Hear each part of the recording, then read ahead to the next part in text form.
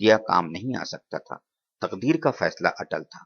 عبداللہ کی وفات ہوئی تو ان کی عمر 25 سال تھی۔ صبح سعادت کا طلوع ہوئی پہلوئے آمنہ سے ہویدا، دعائے خلیل اور نوید مسیحا۔ دوشنبہ یعنی پیر کا دن تھا، ربیع الاول کی 12 تاریخ کہ آمنہ کی یہاں ولادت ہوئی۔ نومولود بچہ بہت ہی خوبصورت تھا، چاند بھی اس کے سامنے پھیکا تھا۔ آمنہ نے اپنے خسر عبد المطلب کو خبر کرائی کہ آ کر پوتے کو دیکھ لیں۔ عبد المطلب بھاگے ہوئے آئے، نظر پڑتے ہی کھل اٹھے۔ ایک تو لڑکا، اور وہ بھی عبداللہ کا۔ وہ خوشی سے نہال ہو گئے، بچے کو گود میں لیا، سینے سے لگایا، ماتھے کو چوما، پھر لیے ہوئے کعبہ پہنچے، اس کا طواف کیا اور بچے کا نام محمد صلی اللہ علیہ وسلم رکھا۔ محمد کے معنی ہیں ہر لحاظ سے قابل تعریف، وہ جسے سب پسند کریں، سب اچھا کہیں۔ ولادت کے 7ویں دن عبد المطلب نے بچے کا عقیقہ کیا اور قریش کی دعوت کی۔ لوگ کھانے سے فارغ ہوئے تو کسی نے پوچھا، عبد المطلب کیا وجہ ہے آپ نے پوتے کا نام محمد رکھا، خاندان کے اور ناموں جیسا نہیں رکھا؟ آپ نے جواب دیا، میں نے چاہا آسمان پر بھی اس کی تعریف ہو اور زمین پر بھی، خالق کو بھی پیارا ہو اور خلقت کو بھی۔ آمنہ کا لال حلیمہ کی گود میں۔ قریش میں اونچے گھرانوں کی عورتیں اپنے بچوں کو دودھ خود نہیں پلاتی تھیں، دیہاتوں سے دائیوں کی ٹولیاں آتی، وہ بچوں کو اپنے یہاں لے جاتی، ان کو دودھ پلاتی، پرورش و پرداخت کرتی۔ جب وہ بڑے ہو جاتے تو واپس کر جاتی اور دوسرے بچے لے جاتی۔ اس سے بچے خوب تندرست رہتے اور فصیح عربی بھی سیکھ لیتے۔ دائیوں کے آنے کے موسم متعین تھے۔ محمد کی ولادت ہوئی تو اس وقت کوئی دائی نہ ملی۔ عبداللہ کا ایک بھائی تھا ابو لہب، اس کی ایک باندی تھی سویبہ۔ 7 دن آمنہ نے خود دودھ پلایا، پھر بچے کو سویبہ کے حوالے کر دیا کہ جب تک کوئی دائی نہ ملے اس کو دودھ پلائے۔ سویبہ نے بس کچھ ہی دن دودھ پلایا تھا کہ قبیلہ بنی سعد کی دائیاں آ گئی۔ دائیاں بچے تلاش کرنے لگی، وہ گھر گھر جاتی، ماں کو اپنی خدمت پیش کرتی، مائیں جس کو پسند کرتی اپنا بچہ اس کے حوالے کر دیتی۔ ساری ماؤں نے دائیاں چن لی اور ساری دائیوں کی گودیں بھر گئیں۔ ہاں، صرف ایک دائی رہ گئی، اس کو کسی نے نہ پوچھا، اس لیے کہ وہ ذرا کمزور اور دبلی تھی، مفلسی کا بھی شکار تھی۔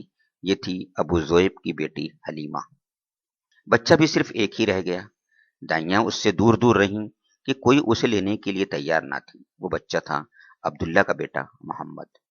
دائیوں نے سنا محمد یتیم ہیں، باپ کے سائے سے محروم ہیں، انہوں نے اس کی طرف توجہ نہ کی، اس کی پرورش کو حقیر جانا، اس کو دودھ پلانا بے سود سمجھا۔ بولی، اس یتیم کو لے کر کیا کریں، اس کا دادا ہمیں کیا دے دے گا، ماں سے بھی کیا مل جائے گا۔ اب واپسی کا وقت آ گیا، دائیوں نے گھر لوٹنے کا ارادہ کیا۔ ہر ایک خوش تھی کہ اس کی گود میں بچہ تھا۔ حلیمہ کا شوہر ساتھ تھا۔ حلیمہ نے کہا، بخدا مجھے تو شرم آتی ہے، ساری سہیلیوں کی گودیں بھری ہوں، ایک میری ہی گود خالی رہے، میں تو جاتی ہوں اسی یتیم کو لے لیتی ہوں، خالی ہاتھ لوٹنے سے تو بہتر ہے اس یتیم کو ہی لیتے چلیں۔ شوہر نے تائید کی، جاؤ لے آؤ، کیا حرج ہے، ہو سکتا ہے اللہ اسی میں برکت دے۔ حلیمہ بچے کو لینے کے لیے آمنہ کے پاس پہنچی۔ آمنہ کو ملال تھا، ان کے لال کو کسی نے نہ پوچھا۔ سہیلیوں کے بچے ہاتھوں ہاتھ لیے، پر ان کے جگر پارے کو لینا گوارا نہ کیا۔ حلیمہ نے بچے کو لیا تو آمنہ کا بجھا ہوا چہرہ خوشی سے دمک اٹھا۔ حلیمہ نے محمد کو چھاتی سے لگایا اور منہ میں سوکھی پستان دے دی جس میں دودھ برائے نام ہی تھا، لیکن حلیمہ کی حیرت کی انتہا نہ رہی۔ پستان منہ میں دیتے ہی انہیں ایسا لگا جیسے دودھ کی سوتیں جاری ہو گئی، یکایک چھاتی بھر گئی، بچہ دودھ پی رہا تھا اور دودھ بچے کے منہ سے ٹپکا پڑ رہا تھا۔ محمد سیر ہو چکے تو حلیمہ کے بچے نے بھی جی بھر کر پیا، حالانکہ اس سے پہلے تنہا اسی کے لیے دودھ ناکافی ہوتا۔ وہ پیتا لیکن کبھی سیر ہونے کی نوبت نہ آتی، چھاتی چوستا اور چوس کے رہ جاتا۔ حلیمہ کی ایک اونٹنی تھی، دبلی پتلی بالکل مریل۔ بھوک لگی تو شوہر اسے دوہنے اٹھے، آنکھیں پھٹی کی پھٹی رہ گئیں۔ وہ تھن جو ہمیشہ سوکھا رہتا آج بالکل بھرا ہوا تھا، دودھ خود بخود ٹپکا پڑ رہا تھا۔ شوہر نے خود بھی پیا، بیوی کو بھی پلایا، दोनों ने जी भर के पिया। रात हुई तो दोनों ने बच्चों को पहलू में सुला लिया, फिर खुद भी सो रहे।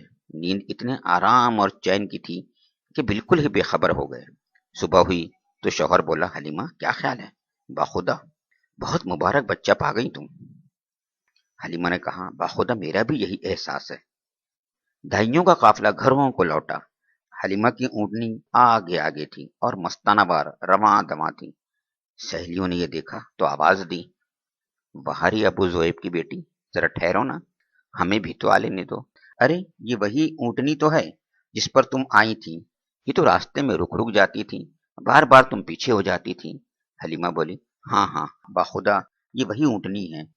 सहेलियां बोली, ऐसी नाकारा ऊँटनी में ये तेजी और चुस्ती कहाँ से आ गई? ये तो बड़ी अजीब बात है।